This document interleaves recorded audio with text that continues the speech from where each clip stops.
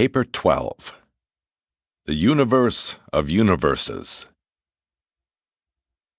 The immensity of the far-flung creation of the Universal Father is utterly beyond the grasp of finite imagination. The enormousness of the Master Universe staggers the concept of even my order of being, but the mortal mind can be taught much about the plan and arrangement of the universes. You can know something of their physical organization and marvelous administration. You may learn much about the various groups of intelligent beings who inhabit the 7 superuniverses of time and the central universe of eternity. In principle, that is, in eternal potential, we conceive of material creation as being infinite because the Universal Father is actually infinite. But as we study and observe the total material creation, we know that at any given moment in time it is limited, although to your finite minds it is comparatively limitless, virtually boundless. We are convinced, from the study of physical law and from the observation of the starry realms, that the infinite Creator is not yet manifest in finality of cosmic expression, that much of the cosmic potential of the infinite is still self-contained and unrevealed. To created beings, the Master Universe might appear to be almost infinite, but it is far from finished. There are still physical limits to the material creation, and the experiential revelation of the eternal purpose is still in progress. 1. Space levels of the Master Universe. The universe of universes is not an infinite plane, a boundless cube, nor a limitless circle. It certainly has dimensions. The laws of physical organization and administration prove conclusively that the whole vast aggregation of force energy and matter power functions ultimately as a space unit, as an organized and coordinated whole. The observable behavior of the material creation constitutes evidence of a physical universe of definite limits. The final proof of both a circular and delimited universe is afforded by the, to us, well-known fact that all forms of basic energy ever swing around the curved path of the space levels of the Master Universe in obedience to the incessant and absolute pull of paradise gravity. The successive space levels of the Master Universe constitute the major divisions of pervaded space: total creation, organized and partially inhabited, or yet to be organized and inhabited. If the Master Universe were not a series of elliptical space levels of lessened resistance to motion, alternating with zones of relative quiescence, we conceive that some of the cosmic energies would be observed to shoot off on an infinite range, off on a straight-line path into trackless space. But we never find force, energy, or matter thus behaving. Ever they whirl, always swinging onward in the tracks of the great space circuits. Proceeding outward from paradise, through the horizontal extension of pervaded space, the Master Universe is existent in 6 concentric ellipses, the space levels encircling the central aisle. 1. The Central Universe, Havona. 2. The 7 Superuniverses. 3. The first outer space level. 4. The second outer space level. 5. The third outer space level. 6. The fourth and outermost space level. Havona, the Central Universe, is not a time creation. It is an eternal existence. This never-beginning, never-ending universe consists of 1 billion spheres of sublime perfection and is surrounded by the enormous dark gravity bodies. At the center of Havona is the stationary and absolutely stabilized Isle of Paradise, surrounded by its 21 satellites. Owing to the enormous encircling masses of the dark gravity bodies about the fringe of the central universe, the mass content of this central creation is far in excess of the total known mass of all 7 sectors of the grand universe. The Paradise Havona system, the eternal universe encircling the eternal isle, constitutes the perfect and eternal nucleus of the master universe. All 7 of the superuniverses and all regions of outer space revolve in established orbits around the gigantic central aggregation of the Paradise satellites and the Havona spheres. The 7 superuniverses are not primary physical organizations. Nowhere do their boundaries divide a nebular family, neither do they cross a local universe, a prime creative unit. Each superuniverse is simply a geographic space clustering of approximately 1/7 of the organized and partially inhabited post-Havona creation, and each is about equal in the number of local universes embraced and in the space encompassed. Nebadon, your local universe, is one of the newer creations in Orvantan, the 7th superuniverse. The grand universe is the present organized and inhabited creation. It consists of the 7 superuniverses, with an aggregate evolutionary potential of around 7 trillion inhabited planets, not to mention the eternal spheres of the central creation. But this tentative estimate takes no account of architectural administrative spheres. Neither does it include the outlying groups of unorganized universes. The present ragged edge of the grand universe, its uneven and unfinished periphery, together with the tremendously unsettled condition of the whole astronomical plot, suggests to our star students that even the 7 superuniverses are as yet uncompleted. As we move from within, from the divine center, outward in any one direction, we do eventually come to the outer limits of the organized and inhabited creation. We come to the outer limits of the grand universe. And it is near this outer border, in a far-off corner of such a magnificent creation, that your local universe has its eventful existence. The outer space levels. Far out in space, at an enormous distance from the 7 inhabited superuniverses, there are assembling vast and unbelievably stupendous circuits of force and materializing energies. Between the energy circuits of the 7 superuniverses and this gigantic outer belt of force activity, there is a space zone of comparative quiet, which varies in width but averages about 400,000 light-years. These space zones are free from stardust, cosmic fog. Our students of these phenomena are in doubt as to the exact status of the space forces existing in this zone of relative quiet which encircles the 7 superuniverses. But about 500,000 light-years beyond the periphery of the present grand universe, we observe the beginnings of a zone of an unbelievable energy action, which increases in volume and intensity for over 25 million light-years. These tremendous wheels of energizing forces are situated in the first outer space level, a continuous belt of cosmic activity encircling the whole of the known, organized, and inhabited creation. Still greater activities are taking place beyond these regions, for the Uversa physicists have detected early evidence of force manifestations more than 50 million light-years beyond the outermost ranges of the phenomena in the first outer space level.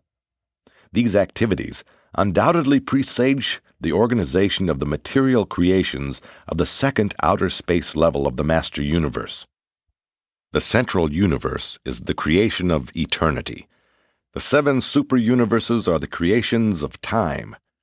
The 4 outer space levels are undoubtedly destined to evolve the ultimacy of creation. And there are those who maintain that the infinite can never attain full expression short of infinity, and therefore do they postulate an additional and unrevealed creation beyond the 4th and outermost space level, a possible ever-expanding, never-ending universe of infinity. In theory, we do not know how to limit either the infinity of the Creator or the potential infinity of creation, but as it exists and is administered, we regard the master universe as having limitations, as being definitely delimited and bounded on its outer margins by open space. 2. The domains of the unqualified absolute. When Urantia astronomers peer through their increasingly powerful telescopes into the mysterious stretches of outer space, and there behold the amazing evolution of almost countless physical universes, they should realize that they are gazing upon the mighty outworking of the unsearchable plans of the architects of the master universe. True, we do possess evidences which are suggestive of the presence of certain paradise personality influences here and there throughout the vast energy manifestations now characteristic of these outer regions.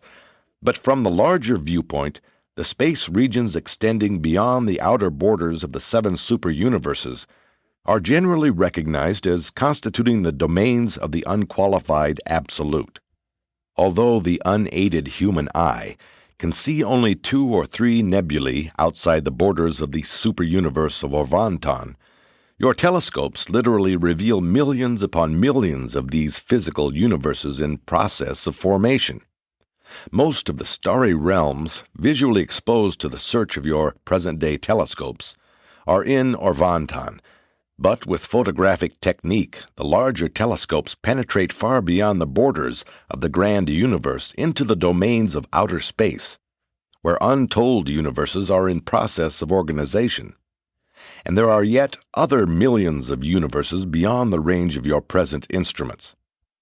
In the not-distant future, new telescopes will reveal to the wondering gaze of Urantian astronomers no less than 375 million new galaxies in the remote stretches of outer space.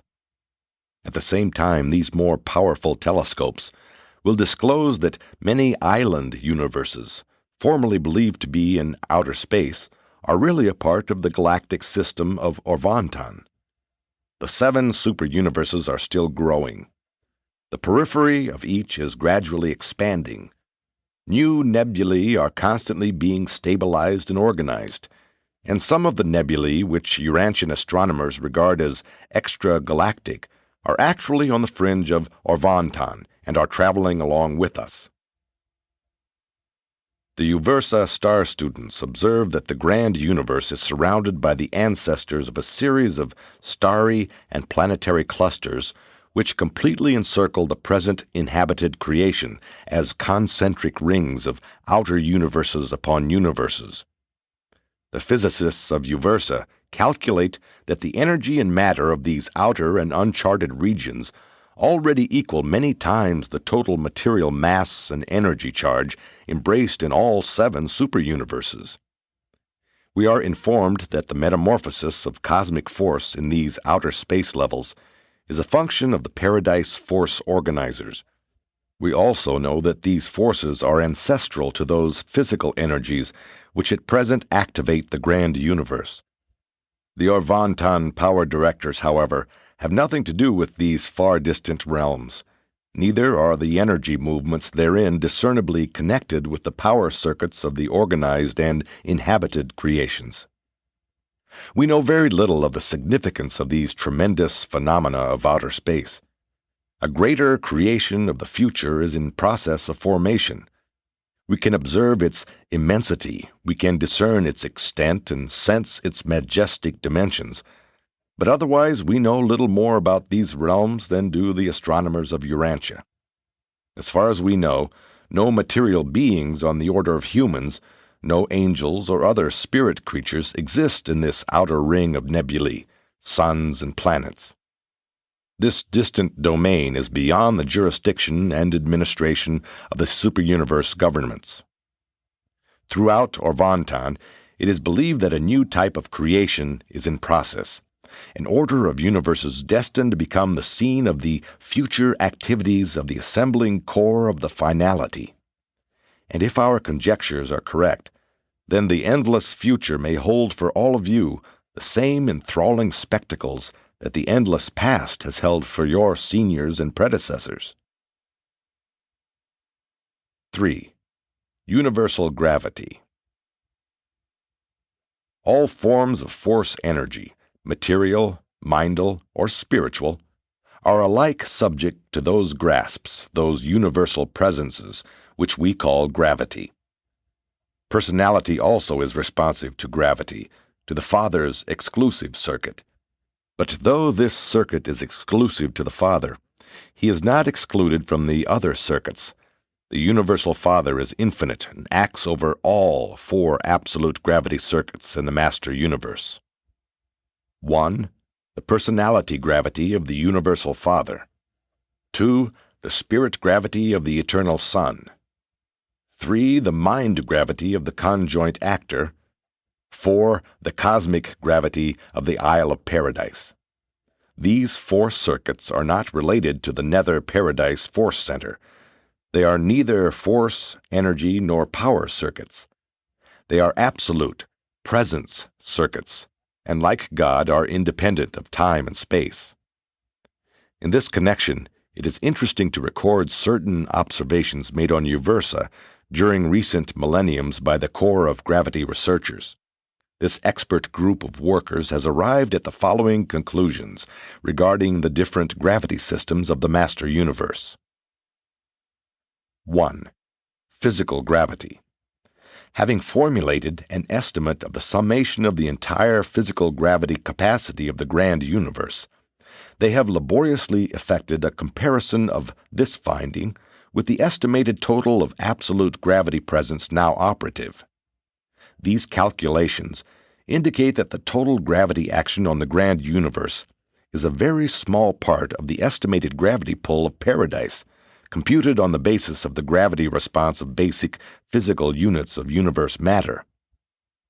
These investigators reached the amazing conclusion that the central universe and the surrounding 7 superuniverses are at the present time making use of only about 5% of the active functioning of the Paradise absolute gravity grasp.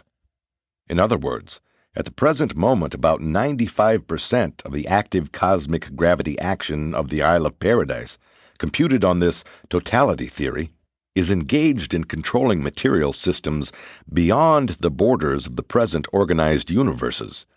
These calculations all refer to absolute gravity. Linear gravity is an interactive phenomenon which can be computed only by knowing the actual Paradise gravity. 2.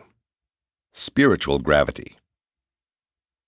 By the same technique of comparative estimation and calculation, these researchers have explored the present reaction capacity of spirit gravity, and, with the cooperation of solitary messengers and other spirit personalities, have arrived at the summation of the active spirit gravity of the second source and center. And it is most instructive to note that they find about the same value for the actual and functional presence of spirit gravity in the grand universe that they postulate for the present total of active spirit gravity.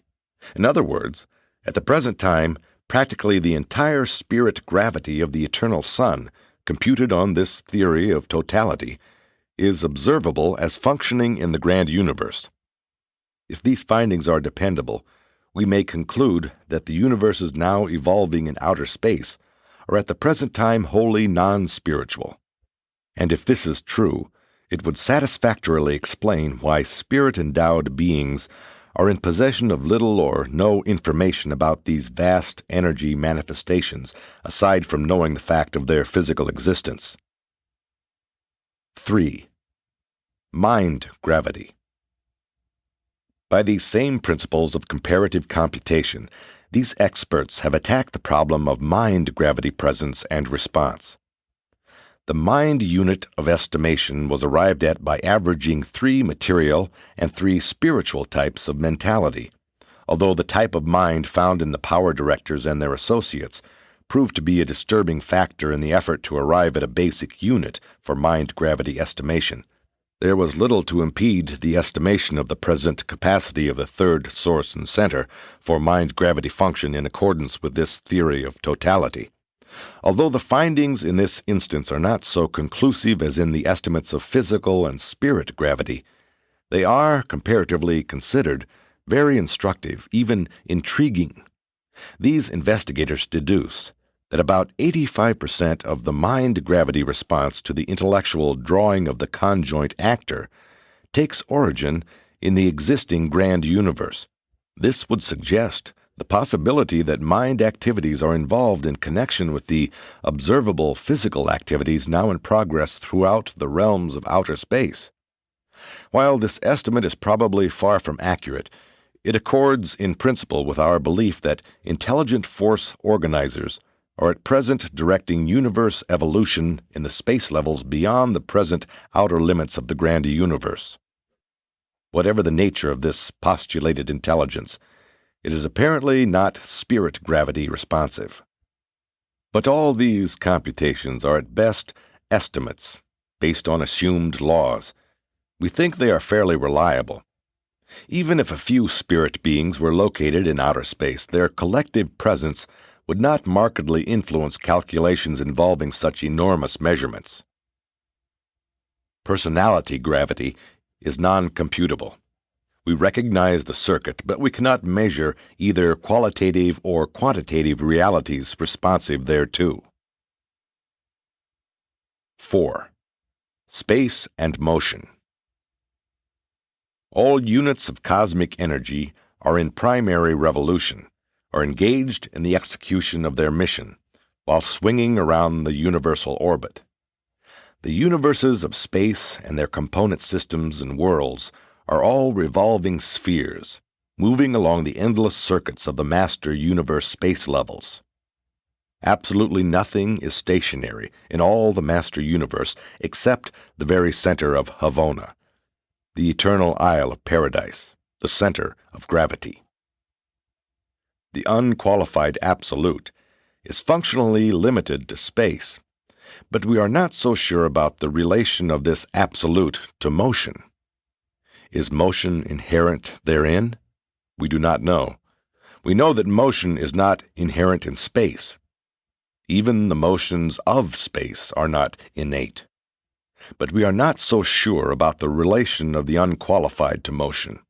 Who or what is really responsible for the gigantic activities of force-energy transmutations now in progress out beyond the borders of the present 7 superuniverses? Concerning the origin of motion, we have the following opinions. 1. We think the conjoint actor initiates motion in space. 2. If the conjoint actor produces the motions of space, we cannot prove it. 3. The universal absolute does not originate initial motion, but does equalize and control all of the tensions originated by motion.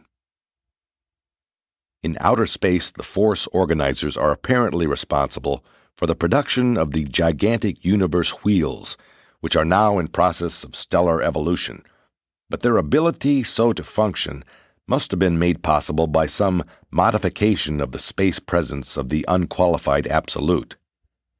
Space is, from the human viewpoint, nothing, negative. It exists only as related to something positive and non-spatial. Space is, however, real. It contains and conditions motion. It even moves. Space motions may be roughly classified as follows. 1. Primary motion. Space respiration, the motion of space itself. 2. Secondary motion. The alternate directional swings of the successive space levels. 3. Relative motions. Relative in the sense that they are not evaluated with paradise as a base point. Primary and secondary motions are absolute, motion in relation to unmoving paradise. 4. Compensatory or correlating movement designated to coordinate all other motions. The present relationship of your sun and its associated planets, while disclosing many relative and absolute motions in space, tends to convey the impression to astronomic observers that you are comparatively stationary in space, and that the surrounding starry clusters and streams are engaged in outward flight at ever-increasing velocities as your calculations proceed outward in space. But such is not the case. You fail to recognize the present outward and uniform expansion of the physical creations of all-pervaded space. Your own local creation, Nebadon, participates in this movement of universal outward expansion. The entire 7 superuniverses, participate in the 2 billion-year cycles of space respiration along with the outer regions of the master universe. When the universes expand and contract, the material masses in pervaded space alternately move against and with the pull of paradise gravity. The work that is done in moving the material energy mass of creation is space work, but not power energy work. Although your spectroscopic estimations of astronomic velocities are fairly reliable when applied to the starry realms belonging to your superuniverse and its associate superuniverses, such reckonings with reference to the realms of outer space are wholly unreliable. Spectral lines are displaced from the normal towards the violet by an approaching star. Likewise, these lines are displaced towards the red by a receding star. Many influences interpose to make it appear that the recessional velocity of the external universes increases at the rate of more than 100 miles a second for every million light-years increase in distance. By this method of reckoning, subsequent to the perfection of more powerful telescopes, it will appear that these far-distant systems are in flight from this part of the universe at the unbelievable rate of more than 30,000 miles a second. But this apparent speed of recession is not real. It results from numerous factors of error, embracing angles of observation and other time-space distortions. But the greatest of all such distortions arises because the vast universes of outer space in the realms next to the domains of the 7 superuniverses seem to be revolving in a direction opposite to that of the grand universe. That is, these myriads of nebulae and their accompanying suns and spheres are at the present time revolving clockwise about the central creation. The 7 superuniverses revolve about Paradise in a counterclockwise direction. It appears that the second outer universe of galaxies, like the 7 superuniverses, revolves counterclockwise about Paradise, and the astronomic observers of Uversa think they detect evidence of revolutionary movements in a third outer belt of far-distant space, which are beginning to exhibit directional tendencies of a clockwise nature. It is probable that these alternate directions of successive space processions of the universes have something to do with the intramaster universe gravity technique of the universal absolute, which consists of a coordination of forces and an equalization of space tensions. Motion, as well as space, is a complement or equilibrant of gravity. 5. Space and time. Like space, time is a bestowal of Paradise, but not in the same sense, only indirectly. Time comes by virtue of motion and because mind is inherently aware of sequentiality. From a practical viewpoint, motion is essential to time, but there is no universal time unit based on motion, except insofar as the Paradise-Havona Standard Day is arbitrarily so recognized. The totality of space respiration destroys its local value as a time source. Space is not infinite, even though it takes origin from Paradise. Not absolute, for it is pervaded by the unqualified absolute. We do not know the absolute limits of space, but we do know that the absolute of time is eternity. Time and space are inseparable only in the time-space creations, the 7 superuniverses. Non-temporal space, space without time, theoretically exists, but the only truly non-temporal place is Paradise area. Non-spatial time, time without space, exists in mind of the Paradise level of function. The relatively motionless mid-space zones impinging on Paradise and separating pervaded from unpervaded space are the transition zones from time to eternity. Hence the necessity of Paradise pilgrims becoming unconscious during this transit when it is to culminate in Paradise citizenship. Time-conscious visitors can go to Paradise without thus sleeping, but they remain creatures of time. Relationships to time do not exist without motion in space, but consciousness of time does. Sequentiality can consciousize time even in the absence of motion. Man's mind is less time-bound than space-bound because of the inherent nature of mind. Even during the days of the earth life in the flesh, though man's mind is rigidly space-bound, the creative human imagination is comparatively time-free. But time itself is not genetically a quality of mind. There are 3 different levels of time cognizance. 1. Mind-perceived time. Consciousness of sequence, motion, and a sense of duration. 2. Spirit-perceived time. Insight into motion Godward and the awareness of the motion of ascent to levels of increasing divinity. 3. Personality creates a unique time sense out of insight into reality, plus a consciousness of presence and an awareness of duration. Unspiritual animals know only the past and live in the present. Spirit-indwelt man has powers of prevision, insight. He may visualize the future. Only forward-looking and progressive attitudes are personally real. Static ethics and traditional morality are just slightly superanimal. Nor is Stoicism a high order of self-realization. Ethics and morals become truly human when they are dynamic and progressive, alive with universe reality.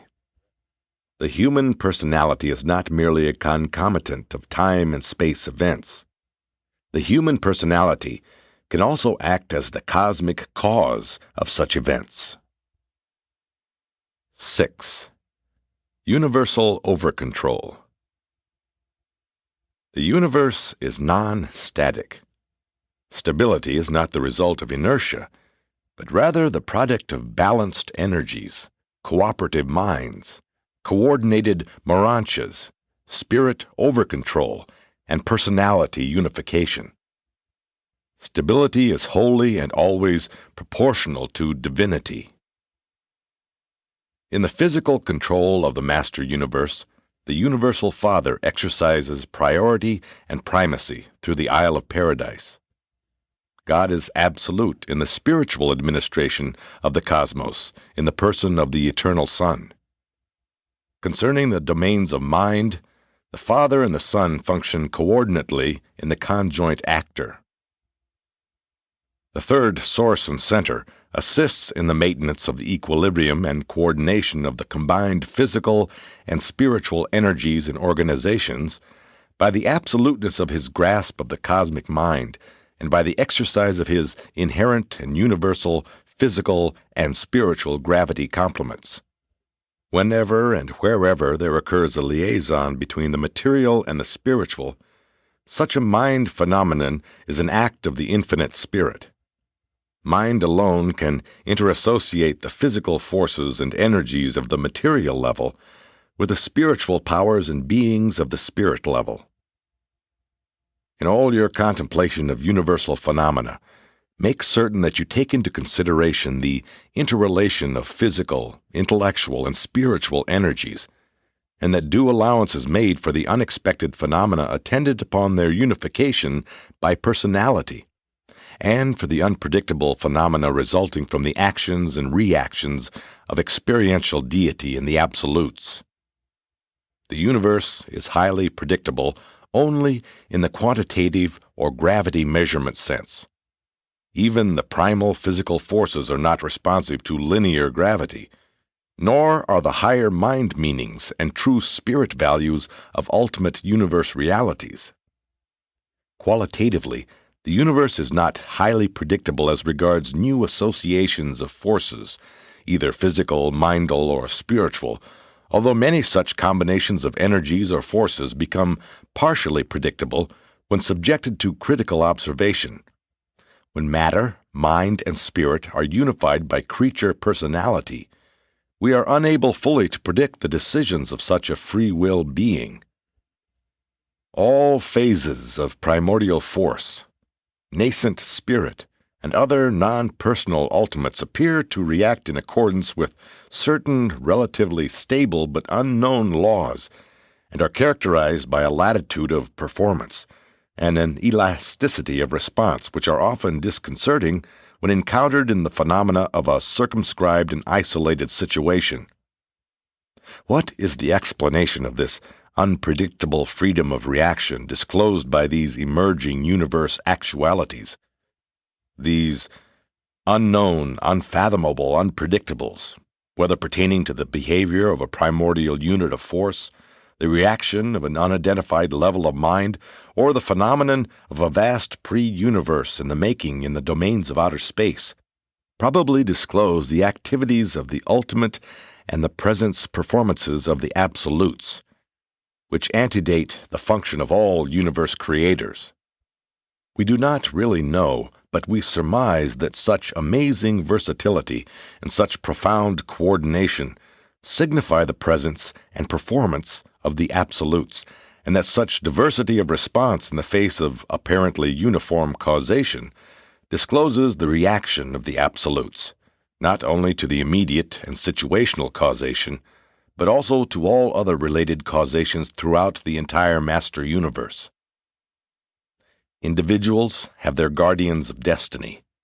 Planets, systems, constellations, universes, and superuniverses each have their respective rulers who labor for the good of their domains.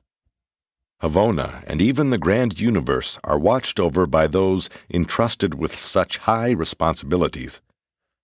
But who fosters and cares for the fundamental needs of the master universe as a whole, from paradise to the fourth and outermost space level?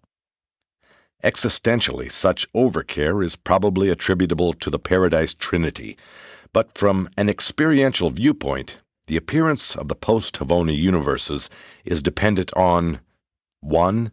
The absolutes in potential, 2. The ultimate in direction, 3. The supreme in evolutionary coordination, 4. The architects of the master universe in administration prior to the appearance of specific rulers. The unqualified absolute pervades all space. We are not altogether clear as to the exact status of the deity and universal absolutes, but we know the latter functions wherever the deity and unqualified absolutes function. The deity absolute may be universally present, but hardly space-present.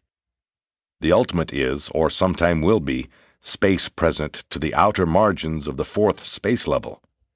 We doubt that the ultimate will ever have a space presence beyond the periphery of the master universe, but within this limit, the ultimate is progressively integrating the creative organization of the potentials of the three absolutes.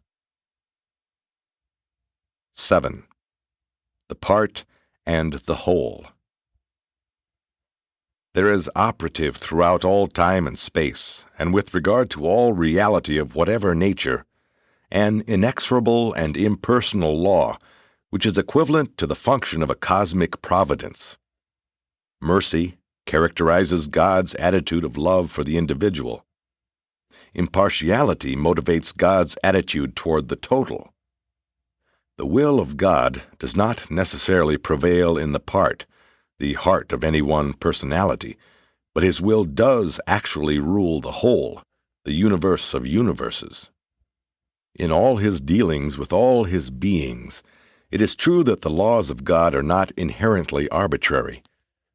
To you, with your limited vision and finite viewpoint, the acts of God must often appear to be dictatorial and arbitrary.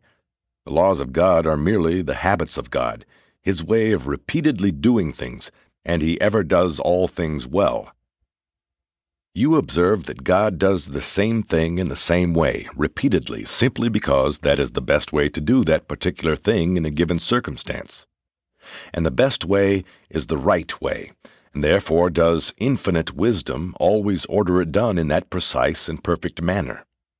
You should also remember that nature is not the exclusive act of deity. Other influences are present in those phenomena which man calls nature. It is repugnant to the divine nature to suffer any sort of deterioration, or ever to permit the execution of any purely personal act in an inferior way. It should be made clear, however, that if, in the divinity of any situation, in the extremity of any circumstance, in any case where the course of supreme wisdom might indicate the demand for different conduct, if the demands of perfection might for any reason dictate another method of reaction, a better one, then and there would the all-wise God function in that better and more suitable way. That would be the expression of a higher law, not the reversal of a lower law. God is not a habit-bound slave to the chronicity of the repetition of his own voluntary acts. There is no conflict among the laws of the infinite. They are all perfections of the infallible nature. They are all the unquestioned acts expressive of faultless decisions. Law is the unchanging reaction of an infinite, perfect, and divine mind. The acts of God are all volitional, notwithstanding this apparent sameness. In God there is no variableness, neither shadow of changing. But all this which can be truly said of the Universal Father cannot be said with equal certainty of all his subordinate intelligences or of his evolutionary creatures. Because God is changeless, therefore can you depend in all ordinary circumstances on his doing the same thing in the same identical and ordinary way. God is the assurance of stability for all created things and beings. He is God, therefore he changes not. And all this steadfastness of conduct and uniformity of action is personal, conscious, and highly volitional. For the great God is not a helpless slave to his own perfection and infinity. God is not a self-acting automatic force. He is not a slavish, law-bound power. God is neither a mathematical equation nor a chemical formula. He is a free will and primal personality. He is the Universal Father, a being surcharged with personality and the universal fount of all creature personality. The will of God does not uniformly prevail in the heart of the God-seeking material mortal, but if the time frame is enlarged beyond the moment to embrace the whole of the first life, then does God's will become increasingly discernible in the spirit fruits which are born in the lives of the spirit-led children of God. And then, if human life is further enlarged to include the Urantia experience, the divine will is observed to shine brighter and brighter in the spiritualizing acts of those creatures of time who have begun to taste the divine delights of experiencing the relationship of the personality of man with the personality of the Universal Father. The fatherhood of God and the brotherhood of man present the paradox of the part and the whole on the level of personality. God loves each individual as an individual child in the heavenly family. Yet God thus loves every individual. He is no respecter of persons, and the universality of his love brings into being a relationship of the whole, the universal brotherhood.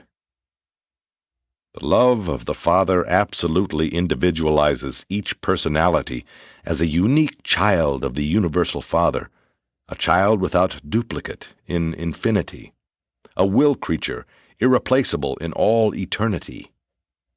The Father's love glorifies each child of God, illuminating each member of the celestial family, sharply silhouetting the unique nature of each personal being against the impersonal levels that lie outside the fraternal circuit of the Father of all. The love of God strikingly portrays the transcendent value of each will creature, unmistakably reveals the high value which the Universal Father has placed upon each and every one of his children, from the highest creator personality of paradise status to the lowest personality of will dignity among the savage tribes of men in the dawn of the human species on some evolutionary world of time and space. This very love of God for the individual brings into being the divine family of all individuals, the universal brotherhood of the free will children of the Paradise Father. And this brotherhood, being universal, is a relationship of the whole. Brotherhood, when universal, discloses not the each relationship, but the all relationship. Brotherhood is a reality of the total, and therefore discloses qualities of the whole in contradistinction to qualities of the part. Brotherhood constitutes a fact of relationship between every personality in universal existence. No person can escape the benefits or the penalties that may come as a result of relationship to other persons. The part profits or suffers in measure with the whole. The good effort of each man benefits all men. The error or evil of each man augments the tribulation of all men. As moves the part, so moves the whole. As the progress of the whole, so the progress of the part. The relative velocities of part and whole determine whether the part is retarded by the inertia of the whole or is carried forward by the momentum of the cosmic brotherhood. It is a mystery that God is a highly personal, self-conscious being with residential headquarters, and at the same time personally present in such a vast universe, and personally in contact with such a well-nigh infinite number of beings. That such a phenomenon is a mystery beyond human comprehension should not in the least lessen your faith. Do not allow the magnitude of the infinity, the immensity of the eternity, and the grandeur and glory of the matchless character of God to overawe, stagger, or discourage you. For the Father is not very far from any one of you. He dwells within you, and in Him do we all literally move, actually live, and veritably have our being. Even though the Paradise Father functions through His divine creators and His creature children, He also enjoys the most intimate inner contact with you, so sublime, so highly personal, that it is even beyond my comprehension, that mysterious communion of the Father fragment with the human soul and with the mortal mind of its actual indwelling. Knowing what you do of these gifts of God, you therefore know that the Father is in intimate touch not only with His divine associates, but also with His evolutionary mortal children of time. The Father indeed abides on paradise, but His divine presence also dwells in the minds of men. Even though the Spirit of a Son be poured out upon all flesh, even though a Son once dwelt with you in the likeness of mortal flesh, even though the seraphim personally guard and guide you, how can any of these divine beings of the second and third centers ever hope to come as near to you or to understand you as fully as the Father, who has given a part of Himself to be in you, to be your real and divine, even your eternal self? 8. Matter, Mind, and Spirit. God is spirit, but paradise is not. The material universe is always the arena wherein take place all spiritual activities. Spirit beings and spirit ascenders live and work on physical spheres of material reality. The bestowal of cosmic force, the domain of cosmic gravity, is the function of the Isle of Paradise. All original force energy proceeds from paradise, and the matter for the making of untold universes now circulates throughout the master universe in the form of a supergravity presence, which constitutes the force charge of pervaded space. Whatever the transformations of force in the outlying universes, having gone out from paradise, it journeys on subject to the never-ending, ever-present, unfailing pull of the eternal isle, obediently and inherently swinging on forever around the eternal space paths of the universes. Physical energy is the one reality which is true and steadfast in its obedience to universal law. Only in the realms of creature volition has there been deviation from the divine paths and the original plans. Power and energy are the universal evidences of the stability, constancy, and eternity of the central isle of paradise. The bestowal of spirit and the spiritualization of personalities, the domain of spiritual gravity, is the realm of the eternal Sun. And this spirit gravity of the Sun, ever drawing all spiritual realities to himself, is just as real and absolute as is the all-powerful material grasp of the Isle of Paradise. But material-minded man is naturally more familiar with the material manifestations of a physical nature than with the equally real and mighty operations of a spiritual nature which are discerned only by the spiritual insight of the soul. As the mind of any personality in the universe becomes more spiritual, godlike, it becomes less responsive to material gravity. Reality, measured by physical gravity response, is the antithesis of reality as determined by quality of spirit content. Physical gravity action is a quantitative determiner of non-spirit energy. Spiritual gravity action is the qualitative measure of the living energy of divinity. What paradise is to the physical creation, and what the eternal Sun is to the spiritual universe, the conjoint actor is to the realms of mind, the intelligent universe of material, morontial, and spiritual beings and personalities.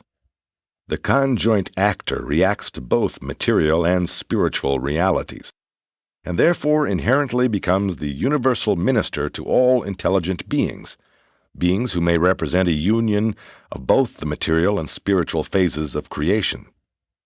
The endowment of intelligence, the ministry to the material and the spiritual in the phenomenon of mind, is the exclusive domain of the conjoint actor, who thus becomes the partner of the spiritual mind, the essence of the Urantia mind, and the substance of the material mind of the evolutionary creatures of time.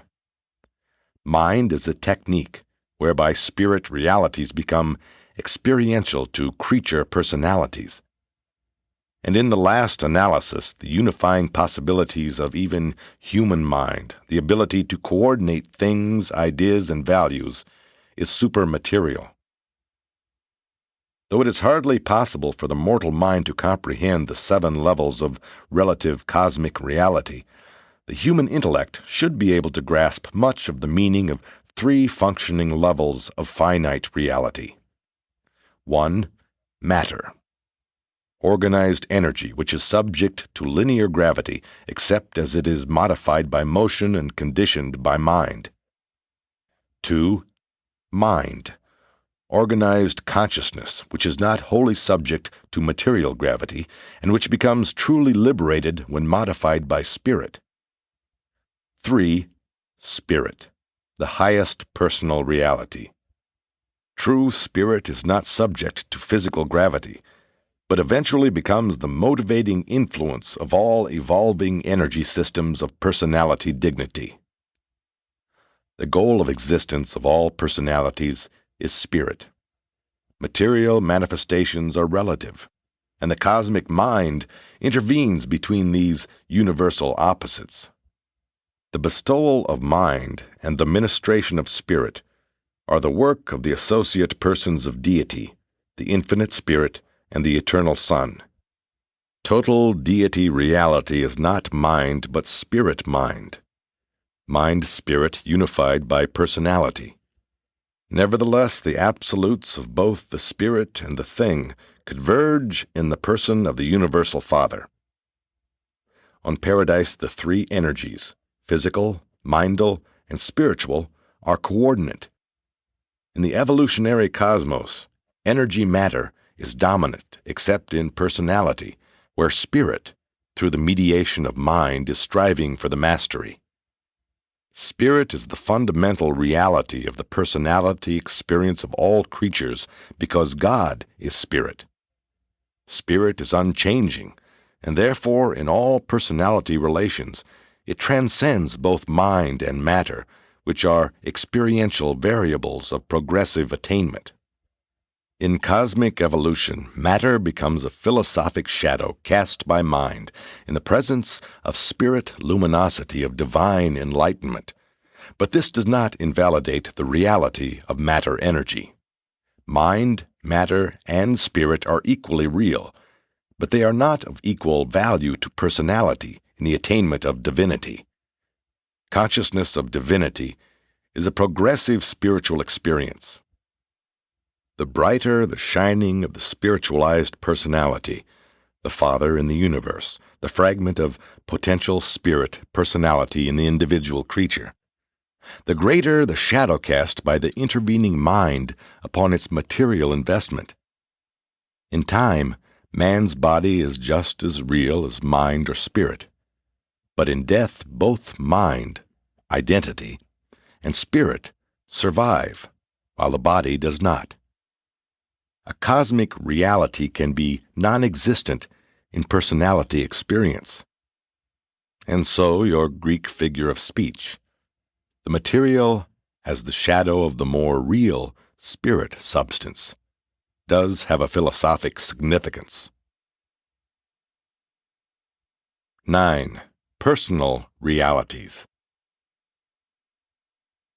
Spirit is the basic personal reality in the universes, and personality is basic to all progressing experience with spiritual reality.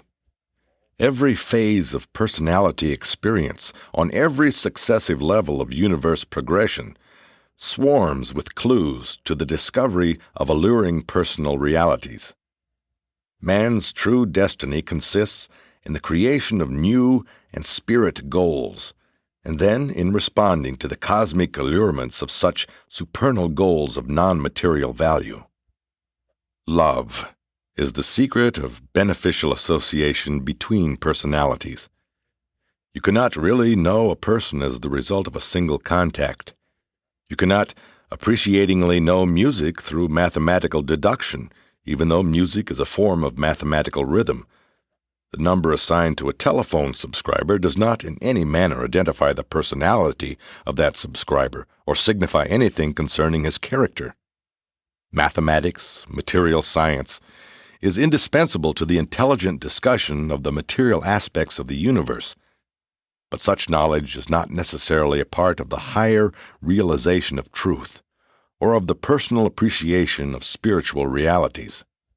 Not only in the realms of life, but even in the world of physical energy, the sum of two or more things is very often something more than, or something different from, the predictable additive consequences of such unions. The entire science of mathematics, the whole domain of philosophy, the highest physics or chemistry, could not predict or know that the union of two gaseous hydrogen atoms with one gaseous oxygen atom would result in a new and qualitatively superadditive substance, liquid water. The understanding knowledge of this one physiochemical phenomenon should have prevented the development of materialistic philosophy and mechanistic cosmology. Technical analysis does not reveal what a person or a thing can do. For example, water is used effectively to extinguish fire. That water will put out fire is a fact of everyday experience, but no analysis of water could ever be made to disclose such a property. Analysis determines that water is composed of hydrogen and oxygen. A further study of these elements discloses that oxygen is the real supporter of combustion, and that hydrogen will itself freely burn. Your religion is becoming real because it is emerging from the slavery of fear and the bondage of superstition. Your philosophy struggles for emancipation from dogma and tradition. Your science is engaged in the age-long contest between truth and error while it fights for deliverance from the bondage of abstraction, the slavery of mathematics, and the relative blindness of mechanistic materialism. Mortal man has a spirit nucleus. The mind is a personal energy system existing around a divine spirit nucleus and functioning in a material environment. Such a living relationship of personal mind and spirit constitutes the universe potential of eternal personality. Real trouble, lasting disappointment, serious defeat, or inescapable death can come only after self-concepts presume fully to displace the governing power of the central spirit nucleus, thereby disrupting the cosmic scheme of personality identity. Presented by a perfecter of wisdom acting by authority of the Ancients of Days.